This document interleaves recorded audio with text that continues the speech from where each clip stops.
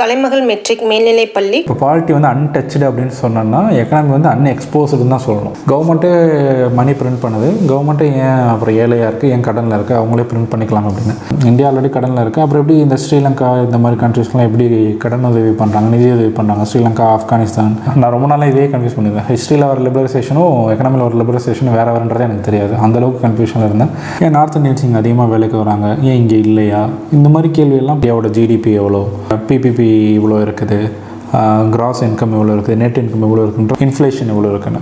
India இன்றைக்கி எப்படி இருக்குது, இந்தியாவில் இப்போ எக்கனாமியில் என்னென்ன பிரச்சனை ஓடிட்டுருக்கு, பிரச்சனைக்கான காரணம் என்ன. இப்போது பாலிட்டிக்கு வந்து கான்ஸ்டியூஷன் ஒன்று உருவாக்குனாங்க, 1950 கொண்டு வந்தாங்க. ஒரு எழுதப்பட்ட ஒரு விதிகள் சட்டங்கள்லாம் இருக்குது. எக்கனாமிக்கு யார் எழுதுகிறா, ஒரு நாடு வந்து இந்த மாதிரியான ஒரு எக்கனாமிக்கல் சிஸ்டத்தை தான் ஃபாலோ பண்ணணும் அப்படின்னு சொல்லிட்டு யார் எழுதுகிறா, இதெல்லாம் தெரிஞ்சுக்கணுன்னா ஃபஸ்ட்டு வந்து எக்கனாமினா ஒரு கண்ட்ரின்றதே வந்து ஒரு அண்டர்ஸ்டாண்டிங் தேவை இருக்குது. கலைமகள் மெட்ரிக் மேல்நிலைப் பள்ளி, காட்டுமன்னார் கோயில். யூத் பேப்பரின் இனிய வணக்கம். யூத் பேப்பர் நேயர்கள் அனைவருக்கும் வணக்கம். எனது பெயர் அரவிந்த். கடலூர் மாவட்டத்தின் மாவட்ட குழந்தைகள் பாதுகாப்பு அலுவலராக பணியாற்றி வருகின்றேன். குரூப் 4 தேர்வை பொறுத்த வரைக்கும் எப்பவுமே அதுக்கு காம்படிஷன் ரொம்ப அதிகமாக இருக்கும். மற்ற எல்லா சர்வீசஸை விட ரொம்ப அதிகமான காம்படிஷன்ஸ். சிலபஸ் ஓரளவு லிமிட்டடாக இருந்தாலும் அந்த காம்படிஷனுக்காகவே அதோட டஃப்னஸ் வந்து கொஞ்சம் இன்க்ரீஸ் ஆக தான் செய்யும் எப்போவுமே. இப்போது ரிவைஸ்டு சிலபஸ் பார்த்திங்கன்னா லாங்குவேஜ் 100 மார்க்ஸ் இருக்குது, remaining general studies and aptitude இருக்குது.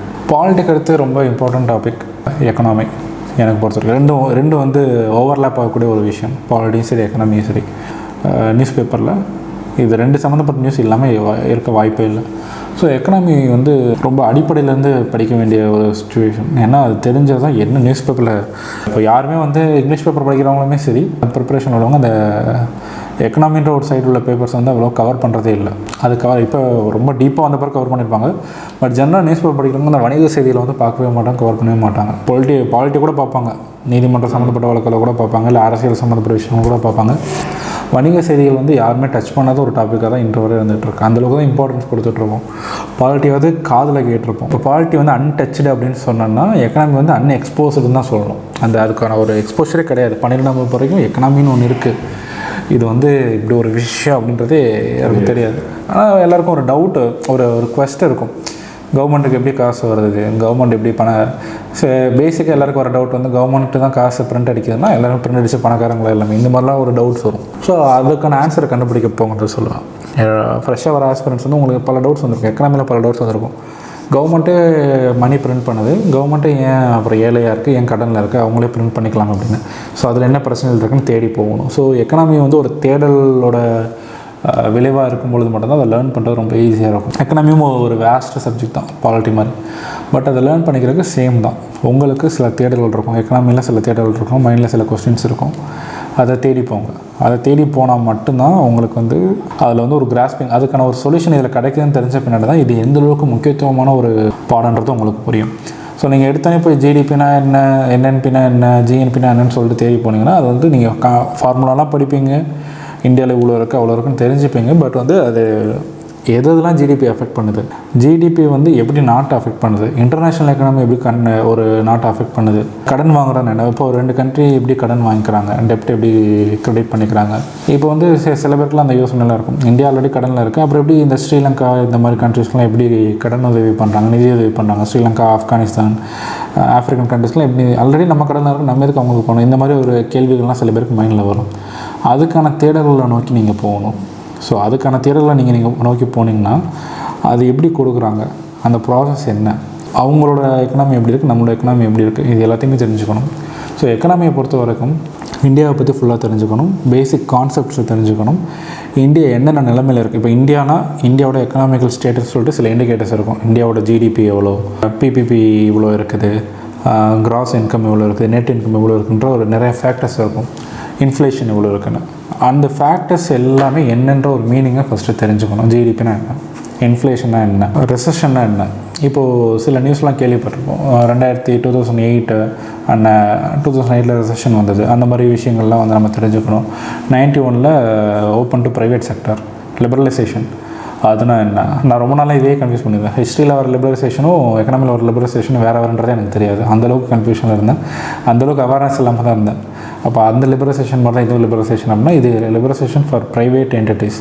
ஸோ 91 இந்தியாவில் என்ன நடந்தது, ஸோ இந்த மாதிரி கரண்ட் அஃபேர்ஸ் சம்மந்தப்பட்ட எக்கனாமிக்கல் விஷயங்கள் நிறையா இருக்குது. இப்போது பாலிட்டிக்கு வந்து கான்ஸ்டியூஷன் ஒன்று உருவாக்குனாங்க, 1950 கொண்டு வந்தாங்க. ஒரு எழுதப்பட்ட ஒரு விதிகள் சட்டங்கள்லாம் இருக்குது. எக்கனாமிக்கு யார் எழுதுகிறா, ஒரு நாடு வந்து இந்த மாதிரியான ஒரு எக்கனாமிக்கல் சிஸ்டத்தை தான் ஃபாலோ பண்ணணும் அப்படின்னு சொல்லிட்டு யார் எழுதுகிறா, இதெல்லாம் தெரிஞ்சுக்கணுன்னா நம்ம இந்தியாவோட ப்ரெசன்ட் ஸ்டேட்டஸ்லேருந்து இப்போ இருந்து ரிவர்ஸில் போனால் தான் உண்டு. இப்போ இந்தியா என்ன மாதிரியான ஒரு எக்கனாமியாக இருக்குது, இந்தியா வந்து ஒரு மிக்ஸ்டு எக்கனாமியாக இருக்குது. அப்போ மிக்ஸ்டு எக்கனாமியாக இருக்குன்னா அப்போ வேறு என்னென்ன டைப் ஆஃப் எக்கனாமிக்ஸில் இருக்குது, ஓப்பன் எக்கனாமி இருக்குது, க்ளோஸ்டு எக்கனாமி இருக்குது, மார்க்கெட் எக்கனாமி, கேபிட்டல் எக்கனாமி, இந்த மாதிரி விஷயங்கள்லாம் இருக்குது. இதை நோக்கி இப்படி போகிறது வேறு என்னென்ன ஆப்ஷன்ஸ் இருக்குது. ஸோ ஜிடிபி இந்தியா இந்த ரேஞ்சில் இருக்குது. அப்போ ஜிடிபி ஹையஸ்ட் யார் இருக்கா, இவ்வளோ தான் ஜிடிபியா, பிபிபி இந்த ஸ்கேலில் இந்தியா இருக்குது. அப்போ மற்ற கேட்டகரிஸ் எப்படி இருக்குது அப்படின்ற விஷயம்லாம் நம்ம தெரிஞ்சுக்கணும். அந்த பேசிக் அந்த குவெஸ்ட்டை ஃபுல்ஃபில் பண்ணால் மட்டும்தான் எக்கனாமிக் கான்செப்ட்டுக்குள்ளேயே போக முடியும். நம்ம எடுத்தோடனே கான்செப்ட்டுக்குள்ளே போனால் ரொம்ப கன்ஃபியூசிங்காக இருக்கும், ரொம்ப ஒரு கடினமான ஒரு சப்ஜெக்டாக தெரிய ஆரம்பிக்கும். ஸோ அடிப்படை கேள்விகளுக்கு எக்கனாமியை வச்சு நீங்கள் உங்களுடைய சுய கேள்விகளுக்கு ஆன்சர் பண்ணிக்க ட்ரை பண்ணுங்கள். அதை ட்ரை பண்ணதுக்கப்புறம் தான் அதை ஆன்சர் பண்ணி உங்களுக்கு ஒரு சாட்டிஸ்ஃபேக்ஷன் கிடச்சதுக்கப்புறம் தான் நீங்கள் அந்த கான்செப்ட்டுக்குள்ளேயே போகணும். இந்தியா இன்றைக்கி எப்படி இருக்குது, இந்தியாவில் இப்போ எக்கனாமியில் என்னென்ன பிரச்சனை ஓடிட்டுருக்கு, பிரச்சனைக்கான காரணம் என்ன, அதை நீங்கள் தேடி போனால் மட்டும்தான் எக்கனாமி வந்து ரிவல்ஸ் வந்து ஸ்டார்ட் பண்ண முடியும். ஏன்னா இது வந்து கரண்ட் அஃபேர்ஸ் சொல்லுவாங்க. கரண்ட் அஃபேர்ஸ் சப்ஜெக்ட் முடிச்சது தானே கரண்ட் அஃபேர்ஸ் வரணும்னா, சப்ஜெக்டில் பரிச்சயமே இல்லாத ஒரு விஷயன்றப்போ வந்து ஒரு டியூட்டர் வேணும். இப்போ கிளாஸஸ் போகிறாங்கன்னா அவங்களுக்கு பிரச்சனை இல்லை, அவங்களுக்கு சொல்லிக் கொடுத்துருவாங்க ஜிடிபினா என்ன, இன்ஃப்ளேஷன் என்னன்ற விஷயத்த சொல்லிக் கொடுத்துருவாங்க. பட் வந்து சப்ஜெக்டில் பரிச்சயம் இல்லாத ஒரு நபர் வந்து இந்த எக்கனாமியை அப்ரோச் பண்ணும் பொழுது இந்தியாவில் இப்போ ஆன்கோயிங் எக்கனாமிக்கல் டிஸ்கஷன்ஸ் என்னென்ன இருக்குது, நியூஸ் பேப்பரில் இந்தியா எக்கனாமி அப்படின்னு 2 வேர்டு எங்கெங்கெல்லாம் வருது, எதுக்கெல்லாம் வருது அப்படின்றத தேட ஆரம்பிக்கணும். மோஸ்ட்லி ஜிடிபி எல்லா டேட்லையுமே வந்துடும், காஸ்ட் ப்ரைஸ் இண்டெக்ஸ் வந்துடும், இன்ஃப்ளேஷன் வந்துடும். இந்த மாதிரி விஷயங்கள்லாம் வரும்பொழுது அது என்னன்றதை நோக்கி போகணும்.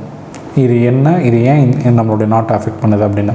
ஸோ அந்த தேடலில் போனால் மட்டும்தான் அவங்க ஃப்ரெஷ்ஷாக ஸ்டார்ட் பண்ண முடியும். அப்படி இல்லை இவங்க எடுத்தோன்னே கான்செப்ட் வைஸ் போகிறாங்கன்னா ஃபஸ்ட்டு வந்து எடுத்தோன்னே கான்செப்ட் கொடுத்துருப்பாங்க, கேபிட்டல் எக்கனாமி, மார்க்கெட் எக்கனாமி, தென் வந்துட்டு மிக்சட் எக்கனாமி அப்படி கொடுத்துருப்போம். நமக்கு என்னென்ன புரியாது, ஃபஸ்ட்டு வந்து எக்கனாமினா ஒரு கண்ட்ரின்றதே வந்து ஒரு அண்டர்ஸ்டாண்டிங் தேவை இருக்குது. ஒரு எக்கனாமி இந்தியாவுக்குள்ள ஒரு விஷயம் இருக்கும். இந்தியான்றதே ஒரு எக்கனாமின்றது ஒரு கண்ட்ரி அப்படின்ற ஒரு விஷயங்கள் தெரியாது. அதே மாதிரி அது நிறைய தியரிஸாக இப்போ எக்கனாமி ஸ்டார்ட் பண்ணலாம் எடுத்தோன்னே தியரிஸ் மட்டும்தான் வரும். எல்லாமே இன்ஃப்ளேஷன் என்ன, ரெசஷன் என்ன, மற்ற டாபிக்ஸ், காஸ்ட் ப்ரைஸ் இண்டெக்ஸ்னா என்ன, எல்லாமே வந்து டெஃபினேஷன்ஸாக ஸ்டார்டிங்கில் கொடுத்துருப்பாங்க. அது எல்லாத்தையுமே ஒரே இடத்துல நம்ம போய் ஹிட் பண்ணும் பொழுது அது நமக்கு வந்து ஒரு பெரிய விஷயமா இருக்கிற மாதிரி தான் ஒரு தோன்றலை கொடுக்கும். பட் வந்து நீங்கள் கொஞ்சம் பரிச்சயம் ஆகிக்கோங்க, எக்கனாமியை பொறுத்தவரைக்கும் கொஞ்சம் அதோட பரிச்சயம் ஆகிக்கோங்க. பண மதிப்பு இந்த அமெரிக்கன் டாலர்ஸ்லாம் இன்க்ரீஸ் ஆகும் சொல்கிறாங்க, இந்தியன் வேல்யூ வந்து இன்க்ரீஸ் ஆகுது. இதோட காரணம் என்ன, எதனால இன்க்ரீஸ் ஆகுது டிக்ரீஸ் ஆகுது, அதை தெரிஞ்சுக்கோங்க. அதெல்லாம் அந்த வேர்ட்ஸ்லாம் தெரிஞ்சுக்கிட்டு அதுக்கப்புறம் நீங்கள் இதுக்கு வந்து ரொம்ப உட்காந்து மாதக்கணக்கெல்லாம் ஸ்பெண்ட் பண்ண அவசியம் இல்லை. ஒரு 1 வீக் நியூஸ் பேப்பர் படித்தாலே தெரிஞ்சிடும் எக்கனாமியில் இதெல்லாம் ஆன்கோயிங் டாபிக்ஸ் அப்படின்னு. ஸோ அதெல்லாம் தெரிஞ்சுக்கிட்டு அதுக்கப்புறம் நீங்கள் வந்து ஸ்டார்ட் பண்ணும் பொழுது இன்னும் கிளியராக இருக்கும். ஸோ எப்போவுமே எக்கனாமியில் ஃபஸ்ட்டு ஜிடிபியில் தான் எல்லாமே ஸ்டார்ட் பண்ணுவோம். ஒரு கண்ட்ரியோட அந்த ஒரு ரேங்கிங் குறிக்கிற ஜிடிபி அப்படின்னு சொல்லிட்டு. தென் வந்து இன்ஃப்ளேஷன், இது 2 தான் மேஜராக வந்து ஒரு கண்ட்ரியை அஃபெக்ட் பண்ணக்கூடிய ஒரு விஷயம். ஸோ அந்த இன்ஃப்ளேஷன் வந்து ஒரு வேஸ்ட் டாப்பிக்காக இருக்கும். அது வந்து நம்ம வாங்குகிற லோன்ஸோட இன்ட்ரெஸ்ட் ரேட்டை ஃபிக்ஸ் பண்ணக்கூடிய ஒரு ஃபேக்டர். ஸோ அதோட மெக்கானிசமாக நம்ம தெரிஞ்சுக்கணும். ஸோ பேங்கிங் தெரிஞ்சுக்க வேண்டியிருக்கு. ஸோ எல்லாமே அட் அ டைம் தெரிஞ்சுக்கிட்டால் மட்டும்தான். ஏன்னா எக்கனாமி எடுத்து ஒரு சாப்டர் மட்டும் படித்து முடிச்சுட்டா சாட்டிஸ்ஃபேக்ஷனே வராது. நமக்கு நிறைய கொஸ்டின் மைண்டில் இருக்குது, இதெல்லாம் தேவை அப்படின்னு சொல்லிட்டு. எல்லா சப்ஜெக்ட்டுக்கும் ஒரே அப்ரோச் தான். எது ஈஸியாக இருக்கோ, எது பரிச்சயமாக இருக்கோ அதை நோக்கி போங்க. அதை நோக்கி போகிறது தான் இம்பார்ட்டண்ட்டாக இருக்கும். அதுலேருந்து கிளைகள் உருவாகும், டவுட்ஸ் உருவாகும். அந்த டவுட்ஸை தேடி போகும்போது மட்டும்தான் ஈஸியாக இருக்கும். பலருக்கு வந்து ஜென்ரல் அப்ரோச் 1வது யூனிட்லேருந்து 10வது யூனிட் வரிசையாக போகுது, பலருக்கு ஈஸியாக இருக்கும். சிலருக்கு வந்து அந்த 1வது யூனிட்லேயே நின்று அப்படியே அங்கேயே நின்றுவாங்க, ஸ்ட்ரக்காக நின்றுவாங்க. உங்களுக்கு இப்போ 10வது யூனிட் தான் பரிச்சயம் வரணும்னா தாராளமாக 10வது யூனிட் போங்க, அதை படிங்க. அதுலேருந்து கிளைகள் உருவாகும். அந்த கிளை வந்து பார்த்திங்கன்னா 3வது யூனிட்டில் வந்து நிற்கும். அப்படி நீங்கள் லீட் பண்ணி வரணும். ஸோ அது வந்து ஒரு பெட்டர் அப்ரோச்சாக இருக்கும். குரூப் 4த்தில் வந்து ஒரு பேசிக் கான்செப்ட்லாம் நம்ம புரிஞ்சுட்டு தான் ஆகணும். ஏன்னா நம்ம சேம் பொலிட்டிக்கல் மாதிரி தான் இதுலேயுமே ரேங்கிங் பார்த்துக்கோங்க. தமிழ்நாடு வந்து இப்போது இந்தியாவிலே வந்து 2வது பெரிய எக்கனாமி, மகாராஷ்டிராவுக்கு அப்புறம் தமிழ்நாடு தான் இந்தியாவிலே பெரிய எக்கனாமியாக இருக்குது. ஸோ அப்படின்னா நம்ம வந்து இப்போது ஆட்டோமேட்டிக்காக வந்து மகாராஷ்டிரா பெரிய ஸ்டேட்டு, தமிழ்நாடு அதை விட கொஞ்சம் சின்ன ஸ்டேட்டு, 1, 2ன்னு சொல்லுவோம். இப்போ மத்திய பிரதேஷ் வந்து தமிழ்நாடு பெரிய ஸ்டேட் தான்.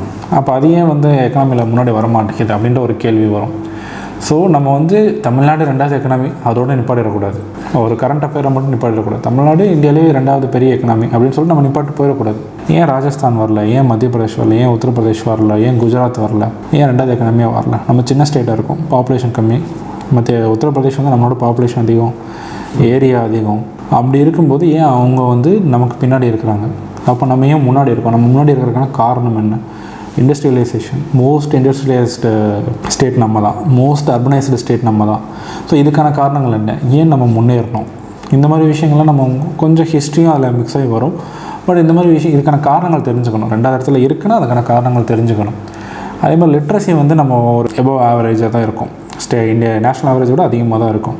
ஸோ அதுக்கான காரணங்கள் என்ன? இதெல்லாம் அதை அஃபெக்ட் பண்ணுது. இப்போ லிட்ரஸிக்கும் எக்கனாமிக் என்ன சம்மந்தன்ற கொஸ்டின். ஒரு லிட்ரஸி வந்து பார்த்திங்கன்னா அது ஒரு ஜென்ரலான விஷயம், எக்கனாமியோட சம்மந்தப்பட்டது இல்லைன்ற நினைப்போம். பட் எக்கனாமி வந்து லிட்ரஸி அஃபெக்ட் பண்ணுது. நம்மளோட ஸ்கீம்ஸ் என்ன, இது இப்படி தான் ரிலேட் ஆகும் நமக்கு. ஸோ இந்த மாதிரி பேசிக்ஸ் தெரிஞ்சுக்கிட்டால் மட்டும்தான் இந்த கொஸ்டினுக்குலாம் உங்களால் ஆன்சர் பண்ண முடியும். அதான் நான் சொல்கிறேன், சில பேருக்கு வந்து அந்த கொஸ்டினுக்கான ஆன்சர்கள் தேவைப்படாது.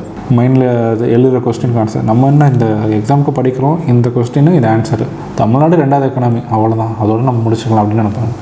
சிலருக்கு வந்து அந்த கேள்வி வரும், ஏன் மகாராஷ்டிரா ஃபஸ்ட்டில் இருக்குது, ஏன் மற்ற ஸ்டேட் இப்போ கேரளா எல்லாத்துலேயுமே டாப்பில் இருக்குது, ஏன் எக்கனாமியில் மட்டும் அவங்க வந்து வர முடியலை?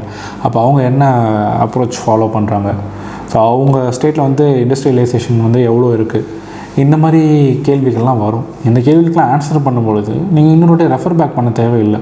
ஸோ மற்ற கொஸ்டினுக்கும் ஆட்டோமேட்டிக்காக உங்களுக்கு ஆன்சர் வந்துடும். இப்போ தமிழ்நாடு ஏன் 2வது எக்கனாமியாக இருக்குன்ற கேள்வியிலேயே ஒரு 3 கரண்ட் அஃபேர்ஸ் வந்துடும். இண்டஸ்ட்ரீஸ் அதிகமாக இருக்கிற ஒரு ஸ்டேட்டு, செகண்ட் மோஸ்ட் இண்டஸ்ட்ரீஸ் இருக்கிற ஸ்டேட்டு, எபோவ் 50% வந்து அர்பனைசேஷன் இருக்கிற ஸ்டேட்டு தமிழ்நாடு தான். ஸோ இந்த மாதிரி ஒரு 3 கரண்ட் அஃபேர்ஸ்க்கு வந்து உங்களுக்கு ஆன்சர் கிடச்சிடுது. ஸோ இந்த மாதிரி டீப்பாக படிக்கும்பொழுது ஒரு குரூப் 4 இருந்தாலும் வாட் எவர், அந்த குரூப் 4, குரூப் 2, குரூப் 1 கேட்டகரைஸ் பண்ண முடியாது. இது வந்து நம்மளுடைய அடிப்படையாக தெரிஞ்சுக்க வேண்டிய ஒரு விஷயங்கள். ஸோ அந்த தேடலுக்கு பின்னாடி நமக்கு பல கொஸ்டினுக்கு ஆன்சர் கிடைக்கும். நீங்கள் பல ஏரியாஸை கவர் பண்ண மாதிரி இருக்கும். ஸோ லிட்ரஸியும் அதிலே ஒரு ஆன்சராக வந்துடும். எத்தனை பேர் அண்டர் கிராஜுவேட்ஸாக இருக்காங்க தமிழ்நாட்டில்? ஒரு ப்ரொஃபஷனல் ஒர்க்கர்ஸ், அதாவது நான் கேஷுவல் ஒர்க்கர்ஸ் வந்து எத்தனை பேர் இருக்கிறாங்க? ஏன் நார்த் இந்தியன்ஸ் இங்கே அதிகமாக வேலைக்கு வராங்க, ஏன் இங்கே இல்லையா? இந்த மாதிரி கேள்வியெல்லாம் பல கொஸ்டின்ஸ் வரும்.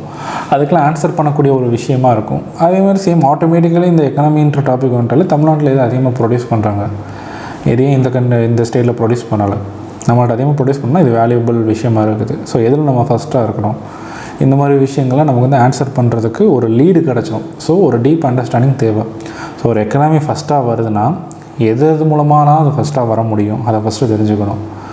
ஸோ பாப்புலேஷன் இப்போ நம்ம வந்து சேம் லெவல் ஆஃப் எக்கனாமியை வச்சுட்டு நம்ம பாப்புலேஷன் ரொம்ப அதிகமாக இருந்துச்சுன்னா நம்ம ஜிடிபி ஆட்டோமேட்டிக்காக டவுன் ஆகிடும். ஸோ அந்த மாதிரி இருக்கும்பொழுது, ரொம்ப பாப்புலர் ஸ்டேட்டாக இருக்கும் பொழுது அதில் சில பிரச்சனைகளும் இருக்குது. ஸோ அது எந்தளவுக்கு அஃபெக்ட் பண்ணும்? இப்போ வந்து நம்ம வந்து அந்த மணியை மட்டும் கால்குலேட் பண்ணுறதா, அதே மாதிரி வளர்ச்சினா என்னன்ற ஒரு விஷயமும் இருக்குது. இப்போ வந்து 10 வருஷம் முன்னாடி இருந்த அமௌண்ட்டு இப்போ அதே சேம் வேல்யூ கிடையாது.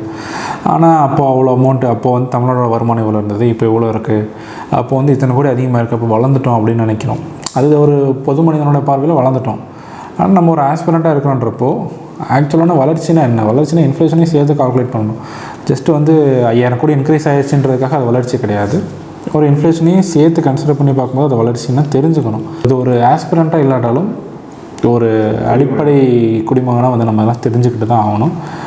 அதை தெரிஞ்சுக்கிட்டால் தான் நம்ம ஒரு ஓட்டு போடுற ஒருத்தவங்களும் அதை தெரிஞ்சுக்க வேண்டிய விஷயம் தான் அது. கலைமகள் மெட்ரிக் மேல்நிலைப்பள்ளி காட்டுமன்னார் கோயில்.